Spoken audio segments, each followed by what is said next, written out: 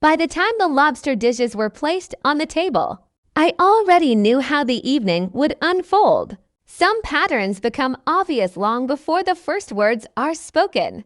My sister loved moments like this. Not ordinary family dinners, but carefully arranged scenes where every gesture felt like a declaration. The restaurant itself looked newly polished and almost theatrical. Tall glass walls reflected the city lights outside. Soft golden lamps hung from the ceiling, spreading a warm glow across every table. The staff moved with quiet precision, like performers following a silent choreography. It was the kind of place my sister adored, elegant enough to impress, exclusive enough to remind everyone who belonged there. Our table stood near the center of the room, not fully private, but visible enough to be noticed. That was intentional. My sister liked audiences, even when she pretended she didn't. My son sat beside me, his feet swinging slightly under the table covered with a linen cloth. He wore the only button-up shirt he had that still fit his quickly growing shoulders. He looked around the room with careful curiosity, trying his best to behave older than he actually was. When the servers arrived carrying the dishes, the contrast appeared immediately. My sister's children received large plates filled with bright red lobsters. Steam rose from the cracked shells, butter slowly melting inside porcelain bowls beside them. My son waited. My sister leaned back in her chair with the calm confidence of someone delivering a rehearsed line. "We don't feed extras," she said lightly, sliding a tall glass of water toward him. "You can have this." A quiet pause settled over the table, not loud enough to cause a scene, but long enough for everyone present to understand the joke and decide whether they should laugh. My mother didn't hesitate. "You should know your place," she added casually, not even looking at me. Her voice sounded almost bored, as if she were simply stating an obvious fact. "You always had refined taste," she continued, without the position to match it. The words themselves were nothing new. I had heard variations of them for most of my life. Comments about ambition, about marrying poorly, about leaving the family business instead of staying safely inside its orbit. The familiar rhythm of quiet correction. My son lowered his eyes to the table. Drops of condensation slowly slid down the side of his water glass. He didn't understand the politics of the moment. Children rarely do. But he understood enough to feel the difference. I felt the old reflex rise inside me, the urge to explain, to defend, to argue. Instead, I looked at him. Anger would teach him noise. Silence might teach him something else. So I smiled faintly and folded my napkin more neatly on my lap. I let the servers continue their work. I allowed the butter to steam and the conversation to drift forward exactly as my sister intended. She continued talking as if nothing unusual had happened. She described the renovations in her house, imported tiles, custom lighting, rare materials that took months to ship. She also mentioned the waiting list required to secure a reservation at this restaurant tonight. My mother nodded with satisfaction, but I noticed details they didn't. The careful neutrality in the staff's voices when they addressed my sister. The slight delay before each course arrived, as if someone in the kitchen were quietly confirming instructions. And at the bottom of the menu, printed in small elegant letters, was the name of the chef. I knew that name. About 20 minutes later, the kitchen doors opened. A man stepped out wearing a perfectly pressed white coat. He scanned the dining room with the practiced half-smile reserved for investors and critics. When his eyes reached our table, they didn't pass over it. They stopped. Recognition is subtle but unmistakable. It straightens posture.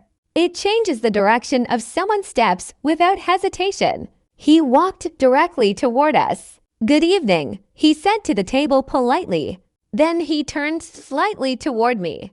"I'm glad you could make it." My sister's expression tightened almost imperceptibly.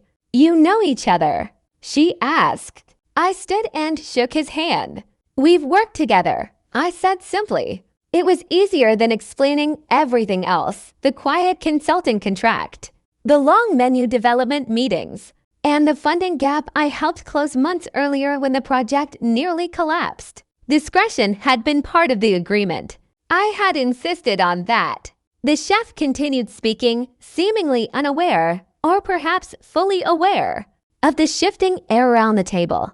We wouldn't have opened on schedule without his help, he said calmly. And the tasting notes on the seafood menu were his suggestion. The silence that followed felt different from before. My mother looked at me properly for the first time that evening. My sister laughed softly, though the sound landed nowhere. "Well," she said, "that's unexpected."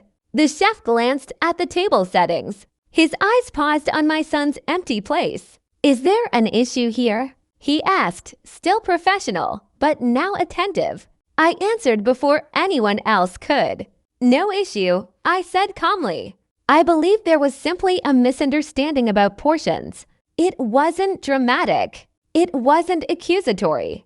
Just precise. The chef nodded once and turned to a nearby server. The instructions he gave were quiet, but carried authority. Within minutes, a new plate was placed in front of my son. Not extravagant, not theatrical, just proper. The same as everyone else's. My son looked at me first instead of the food. I gave him a small nod. Only then did he pick up his fork. Conversation resumed at the table, but the earlier rhythm had disappeared. My sister's voice softened into something more careful. My mother began asking the chef questions about supply chains and investment models. Her tone had shifted from correction to curiosity. I didn't elaborate on anything. I didn't describe the risks, the late-night meetings, the months of quiet work that none of them had seen. Eventually, the chef excused himself and returned to the kitchen, but the recalibration remained. No one mentioned place again. When dessert arrived, my sister suddenly asked my son what he would prefer. The question sounded less like kindness and more like obligation. Later, as we stood near the exit, my mother adjusted her shawl and said almost casually, "You never told us you were involved in this place." "You never asked," I replied.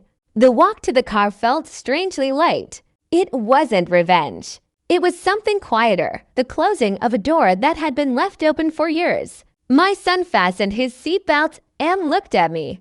"Why did she say I was an extra?" he asked. Children often reduce cruelty to simple logistics. I started the engine before answering. "Sometimes," I said carefully, "people decide who belongs somewhere based only on what they can see." He thought about that. "And sometimes," I continued, "the things they can't see matter much more." He looked out the window as we drove away. The restaurant lights reflected softly across the windshield. Inside, I imagined the tables still glowing. The invisible hierarchy slightly rearranged, but never openly discussed. There would be no dramatic apologies tomorrow.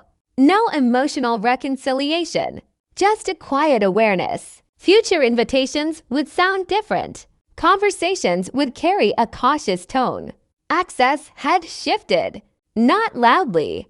Not publicly. I hadn't raised my voice. I hadn't corrected anyone in front of the room. I simply allowed authority to enter the space. And once it did, I didn't need to say anything at all.